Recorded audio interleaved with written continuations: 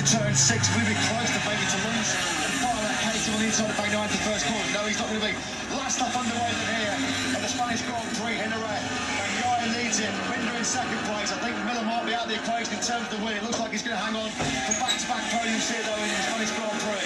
Bagnaia will feel he just has to keep it neat and tidy on this final lap because he's obviously got such great speed from that Ducati. He needs to be good out of turn 5 to make sure he gets the run down the back straight, not allow Binder to be in closing distance into Daniel Pedrosa corner, and then be neat and tidy and clean through those fast right-handers at the end of the lap. He can't allow Binder to get up behind him into that final corner. Well, Binder beat Bagnaia yesterday in the sprint, didn't he? Is it going to be roles reversed at the end of the Spanish Grand Prix? This is where Binder has been so good.